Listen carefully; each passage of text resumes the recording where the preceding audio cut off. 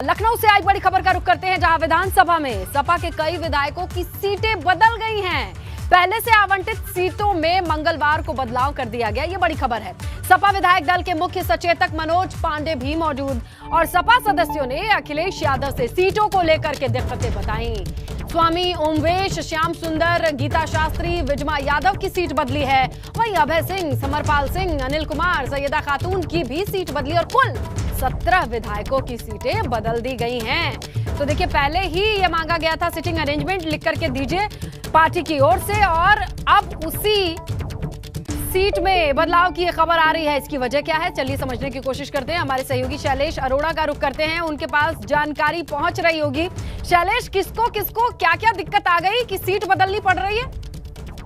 देखिए स्नेहा, जिन लोगों की सीटें बदली गई हैं उन लोगों ने अपनी अपनी तरफ से आपत्ति ये उठाई थी कि जैसे वरिष्ठता के हिसाब से उनको सीट आगे मिलनी चाहिए, लेकिन पीछे आवंटित कर दी गई थी। क्योंकि इस बात से ई विधान की व्यवस्था लागू की गई है, ऐसे में हर विधायक के लिए एक सीट जो है वो डेडिकेट है, पहले से तय है जहाँ पर उनको बैठना है। तो ये जो विधायक है, इन लोगों ने अपनी जो आपत्ति थी वो सपा अध्यक्ष नेता प्रतिपक्ष अखिलेश यादव के सामने उठाई। उनको बताया कि आखिर कौन क्यों अपनी सीट बदलवाना चाहता है, और उसके बाद में इन सीटों को बदलवाया गया है।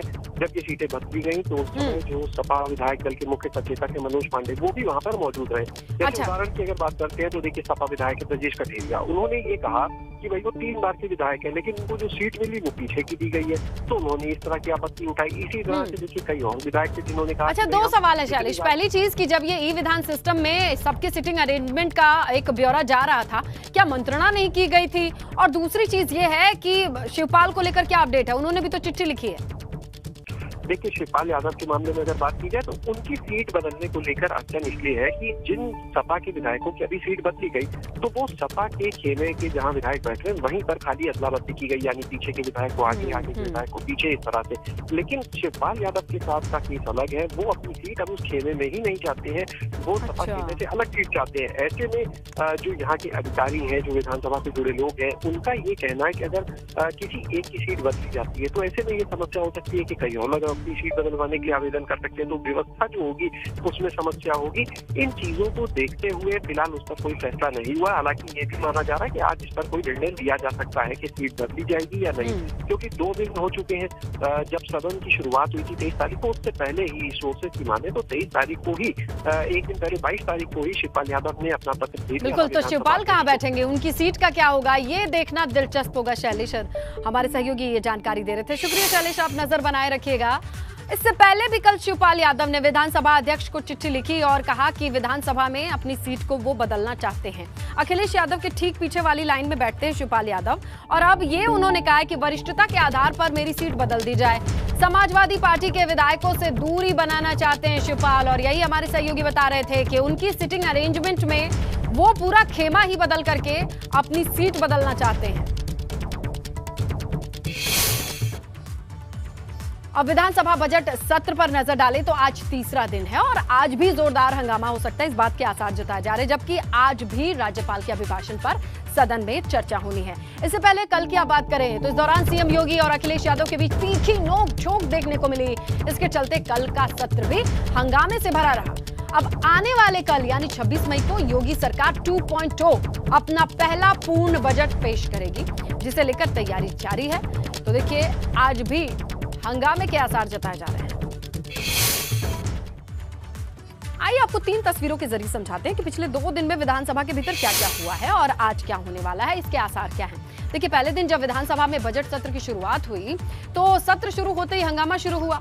सपा के विधायक कई मुद्दों को लेकर वेल में पहुंच गए और उन्होंने प्ले कार्ड और तख्तियां पहले से ही रखी हुई थी और जमकर हंगामा किया।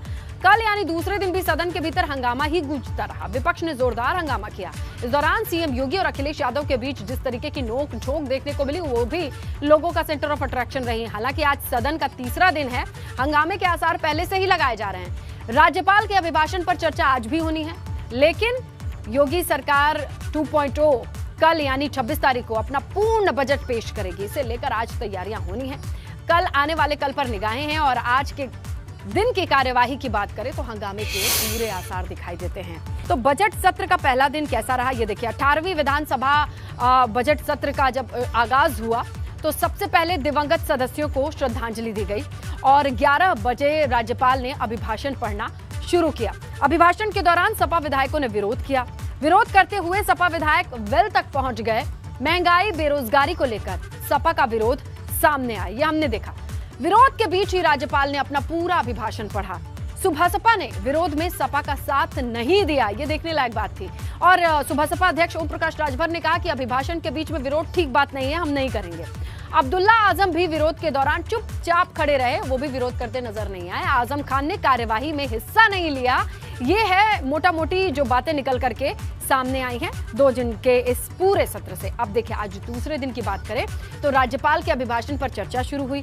सत्ता पक्ष और विपक्ष में तीखी बहस हुई। अखिलेश और सीएम योगी के बीच सवाल जवाब हुए। कानून व्यवस्था ऐसी चीज थी जिसे लेकर अखिलेश ने सरकार को घेरा है।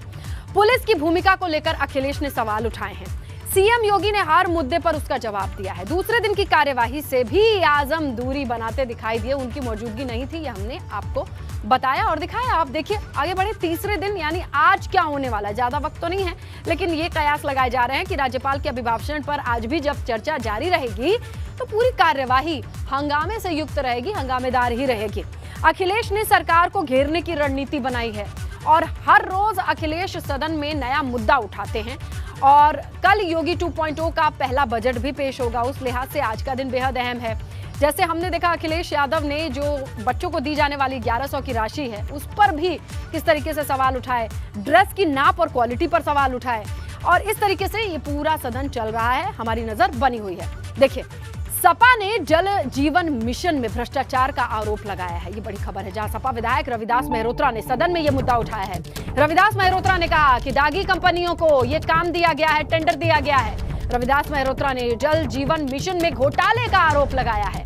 योजना में 7 राज्यों और सेना से ब्लैक लिस्ट कंपनियों से पाइप खरीदने का आरोप लगाया है। देखिए, महत्वाकांक्षी योजना है सरकार की जल जीवन मिशन, इसी में घोटाले का आरोप लगा रहे हैं सपा विधायक रविदास मेहरोत्रा।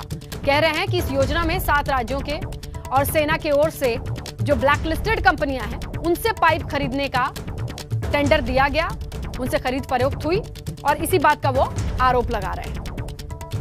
तो देखिए, रविदास मेहरोत्रा जल जीवन मिशन में भ्रष्टाचार का आरोप लगाते नजर आए।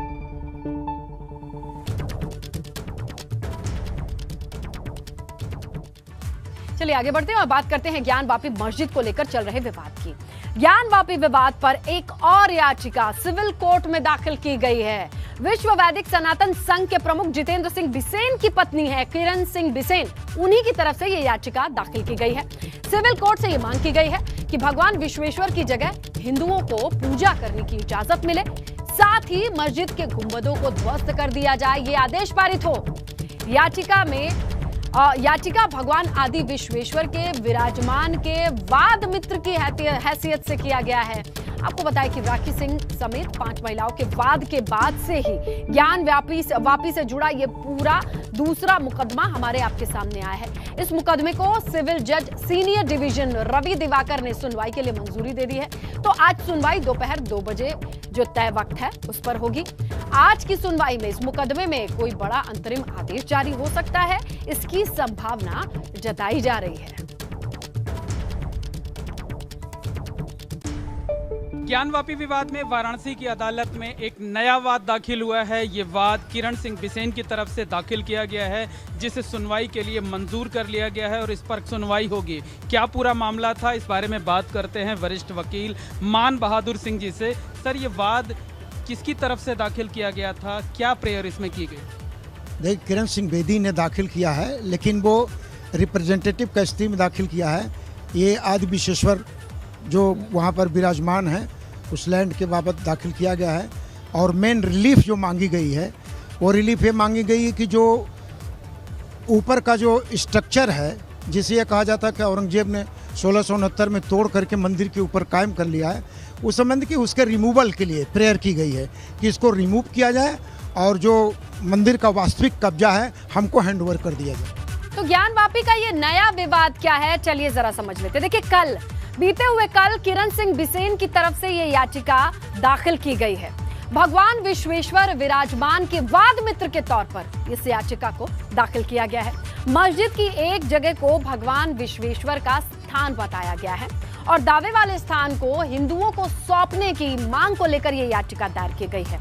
मस्जिद के जो गुंबद हैं उन्हें ध्वस्त करने की मांग इस याचिका में है और सिविल जज सीनियर डिवीजन रवि दिवाकर ने इस याचिका को मंजूरी दी है और तभी आज दोपहर 2 बजे रवि दिवाकर की कोर्ट में इस पूरे मामले की सुनवाई होगी। तो देखिए 2 मामला हो गया है, एक मामला तो चल ही रहा है जिला अदालत में सुप्रीम कोर्ट के आदेश के बाद और दूसरी याचिका भी अब दायर हो गई है। तो यहाँ भी ये मामला 2 बजे सुनवाई की जो अपडेट होगी हम आप तक पहुंचाएंगे। वाराणसी की जिला अदालत में आज भी ज्ञान वापी विवाद से जुड़े एक अहम मुकदमे पर सुनवाई होनी है। दोपहर 2 बजे का ही वक्त है। सीनियर जज डिवीजन रवि दिवाकर की कोर्ट में यह सुनवाई होगी। आज भी सुनवाई के तहत सुरक्षा के कड़े इंतजाम किए गए हैं। वाराणसी की जिला अदालत में ज्ञान वापी को लेकर आज भी एक अहम सुनवाई होनी है। आज की सुनवाई किरण सिंह बिसेन की तरफ से दाखिल की गई अर्जी पर होनी है। दोपहर 2 बजे से सुनवाई होनी है, लेकिन सुबह से ही वाराणसी की जिला अदालत के बाहर सुरक्षा बेहद कड़ी कर दी गई है। हर गेट पर पुलिसकर्मी तैनात कर दिए गए हैं। इसके साथ साथ जो बड़ी संख्या में पुलिसकर्मी हैं लगातार गश्त कर रहे हैं और साथ ही साथ पुलिस वैन के जरिए लगातार ये अनाउंसमेंट किया जा रहा है कि कोर्ट परिसर के बाहर कोई भी वाहन खड़ा नहीं होगा, वाहन सिर्फ पार्किंग में ही खड़े होंगे और पुलिस की गाड़ियां लगातार गश्त कर रही हैं। लगातार उनसे अनाउंसमेंट किया जा रहा है। यहां मीडिया का भी जमावड़ा बढ़ता जा रहा है। पुलिस के साथ साथ पीएसी को भी तैनात किया गया है और आप देख सकते हैं कि इस वक्त जो पूरा कोर्ट परिसर है उसके बाहर का जो इलाका है छावनी में तब्दील है। तो साफ कहा जा सकता है कि आज का दिन भी सुनवाई के लिहाज से बेहद अहम है। इसीलिए आज भी जो है वो कोर्ट परिसर के बाहर सुरक्षा के बेहद कड़े इंतजाम किए गए हैं। चाक चौबंद व्यवस्था की गई है। Mohammad Moin, ABP Ganga, Varanasi. Varanasi worship act के विरोध में दी गई याचिका सुप्रीम कोर्ट में स्वामी जितेंद्रानंद सरस्वती ने भी एक याचिका दी है। देखिए बड़ी खबर, याचिका में एक्ट से हिंदू अधिकारों के हनन का जिक्र किया गया है। सुप्रीम कोर्ट में याचिका दाखिल की गई है और आज इस पर डेट भी लगेगी। ये बड़ी खबर आ रही है। वर्शिप एक्ट के विरोध में एक याचिका आई है। सुप्रीम कोर्ट में ये याचिका दी गई है। याचिकाकर्ता हैं स्वामी जितेंद्रानंद सरस्वती, जिन्होंने हिंदू अधिकारों के हनन का जिक्र किया है। चलिए ज्यादा जानकारी सहयोगी नीतीश से लेते हैं। नीतीश, कौन है ये स्वामी और क्या है ये पूरा मामला, जरा समझाइए।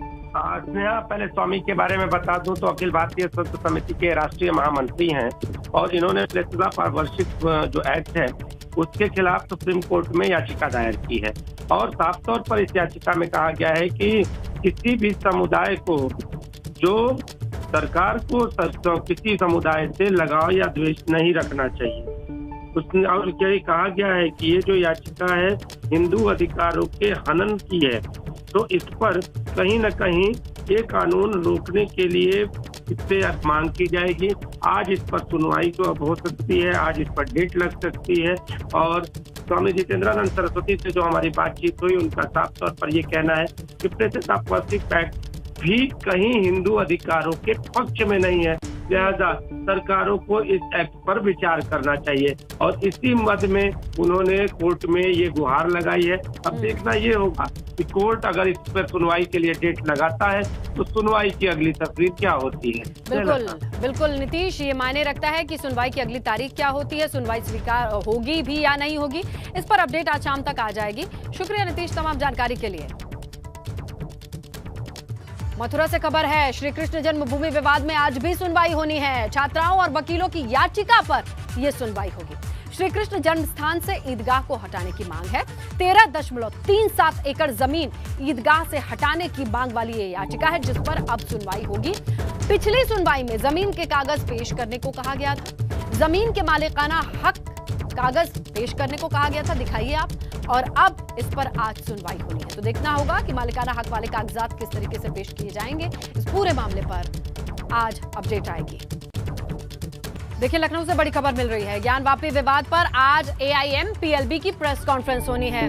मुस्लिम पर्सनल लॉ बोर्ड की आज प्रेस कॉन्फ्रेंस होगी। ज्ञान वापी समेत कई मुद्दों पर अपनी बात रख सकता है मुस्लिम लॉ बोर्ड। दोपहर 3 बजे का वक्त है जब AIMPLB की प्रेस कॉन्फ्रेंस होगी। देखिए ये बड़ी खबर लखनऊ से, all India Muslim personal law board की ये प्रेस कॉन्फ्रेंस है। क्या है जानकारी, चलिए रुक करते हैं हमारे सहयोगी शैलेश अरोड़ा का। शैलेश, क्या जानकारी मिल रही है, किन किन पॉइंट्स को उठा सकते हैं आज की प्रेस कॉन्फ्रेंस में AIMPLB की ओर से?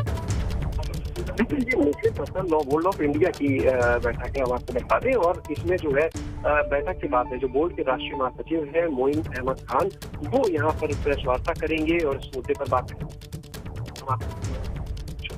ये बैठक ऑस्ट्रेलिया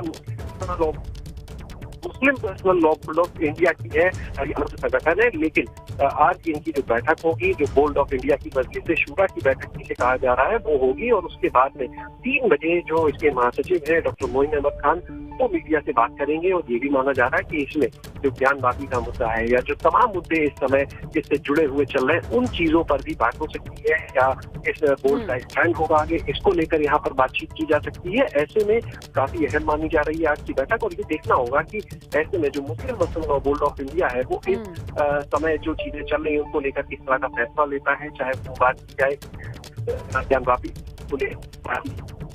बिल्कुल शैलेंद्र, ये देखना दिलचस्प भी होगा और इस पर निगाहें टिकी रहेंगी। अहम होगी आज की प्रेस कॉन्फ्रेंस, जहां बैठक के बाद किन किन मुद्दों के साथ सामने आते हैं AIMPLB के तमाम मेंबर्स और पदाधिकारी, ये हम दर्शकों तक जरूर जानकारी